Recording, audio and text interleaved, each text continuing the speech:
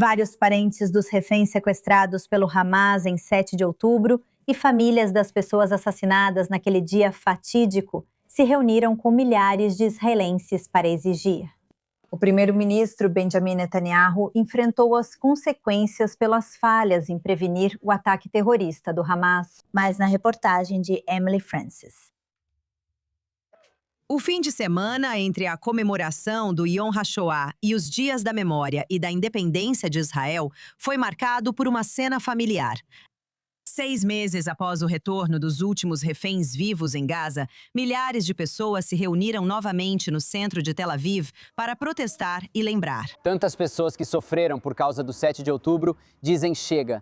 Eles querem que a gente esqueça o que aconteceu. Nós nunca vamos esquecer e nunca vamos permitir que o 7 de outubro seja perdoado. Familiares das pessoas que foram mortas e feitas reféns estão pedindo uma investigação oficial do Estado sobre as falhas em evitar o massacre de 7 de outubro e para responsabilizar o primeiro-ministro Benjamin Netanyahu. Que essa memória não seja reescrita e cooptada pelo governo. E que a exigência por responsabilização, responsabilidade e respostas pelas falhas manifestas em nos proteger, seja atendida. A cerimônia de ontem à noite no Centro Cultural, na Praça Habima, foi intitulada O Dia do Esquecimento, para garantir que aqueles que se foram não tenham morrido em vão. Benjamin Netanyahu está fazendo o seu trabalho. Vamos exigir o que este país nos deve, que é a verdade e uma nova liderança que nos leve a um lugar melhor. E que os legados deles continuem vivos. Para isso, este governo precisa sair. Precisamos de pessoas com uma nova liderança, com uma visão que fale de paz, convivência e um futuro que vale a pena, que valorize e priorize a vida, a justiça e a verdade. E para traçar um futuro que seja digno das vidas da minha irmã, do meu cunhado e dos filhos deles que ficaram órfãos.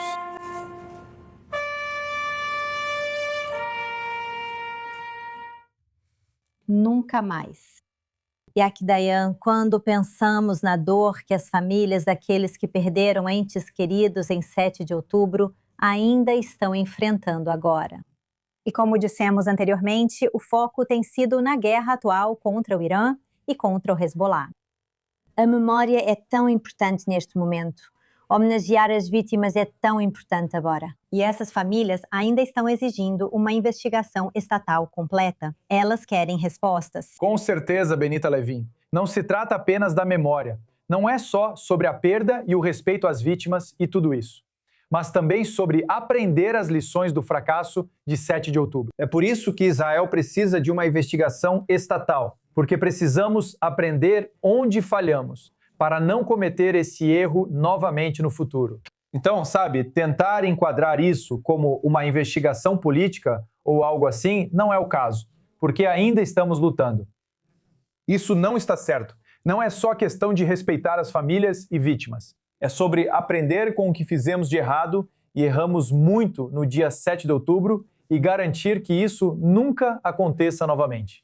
E eu acho que a única ferramenta para isso seria uma investigação estatal.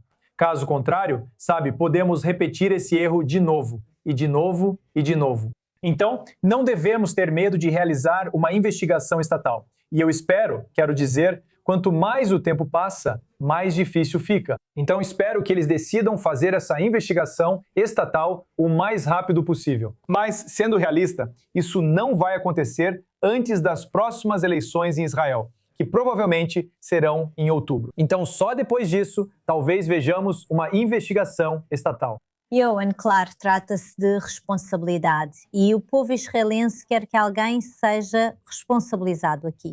Certo, mas a questão é, quem é essa pessoa, Benita Levin? Porque, fim das contas, independentemente dos méritos, e Yak acho que expôs os méritos de forma bastante eloquente, isso é uma questão política. Lembrando aos telespectadores, Israel possui tradição em comissões estatais de inquérito, frequentemente chefiadas por juízes aposentados da Suprema Corte, com amplos e, por vezes, poderes de execução. Por exemplo, houve uma comissão de inquérito que proibiu Ariel Sharon de servir como ministro da Defesa. Não importava qual fosse a configuração política, o resultado das eleições, ele não podia servir como ministro da Defesa. Claro, ele voltou como primeiro-ministro, mas com outro perfil político. Isso mostra que essas comissões muitas vezes têm poder. O primeiro-ministro Netanyahu e muitos membros do governo se manifestaram contra esse tipo de investigação. A oposição afirma que busca se proteger e evitar responsabilidade diante de uma comissão independente. Netanyahu responde que a comissão seria comandada por um sistema jurídico tendencioso contra a direita. E esse é o argumento aqui, Benita Levin. À primeira vista, esse protesto é sobre o 7 de outubro e o legado do 7 de outubro. Mas basta olhar um pouco abaixo da superfície. E tudo isso é sobre o dia 6 de outubro. Trata-se da luta pelo futuro do sistema jurídico de Israel. Se você observar de forma mais ampla, mídia, universidades e outras instituições foram nosso foco em 2023. É a mesma questão, apenas com nova roupagem. Netanyahu vai apresentar isso assim durante a campanha. Por isso, se me perguntar, essa campanha não será sobre segurança. Essa campanha eleitoral abordará questões antigas ainda relevantes, pois são elas que mobilizam o público. Mais uma vez, o futuro do sistema jurídico de Israel e seu papel na sociedade versus os políticos, de forma mais ampla, mídia, universidades e demais setores. Na direita política, dirão que o protesto era sobre isso. Até na esquerda, que o vê como luta pela democracia liberal no modelo húngaro. Então, em Israel, em muitos aspectos, mesmo depois de 7 de outubro, o país ainda vive como se estivesse antes de 7 de outubro.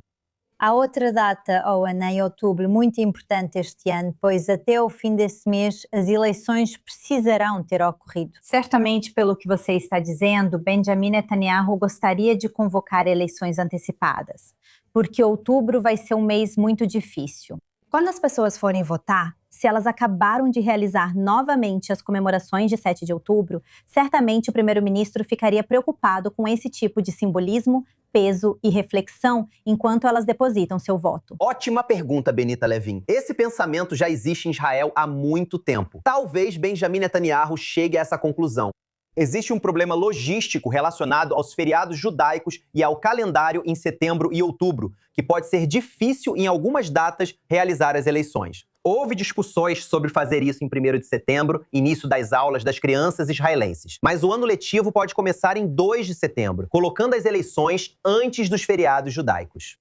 Netanyahu vai precisar tomar essa decisão rapidamente. O parlamento israelense está atualmente em recesso, mas quando voltar para realmente dar início ao processo para uma data em 1º de setembro, Netanyahu vai precisar agir rápido. Também há quem pense, Benita, que Netanyahu vai, mesmo considerando tudo o que você disse, e há muitos fatores nisso, pesar os custos e benefícios.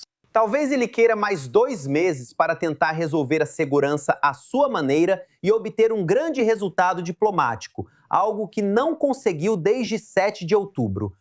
O que você acha exatamente disso? Então Como Owen afirmou corretamente, quero dizer, isso é um problema logístico, porque não se pode ter eleições durante o verão, nas férias de verão. É muito problemático, definitivamente, em julho, agosto. Então, os únicos meses em que pode acontecer são setembro ou outubro.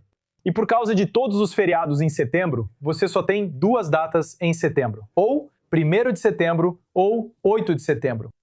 E então, em outubro, muito provavelmente, a última data é 27 de outubro.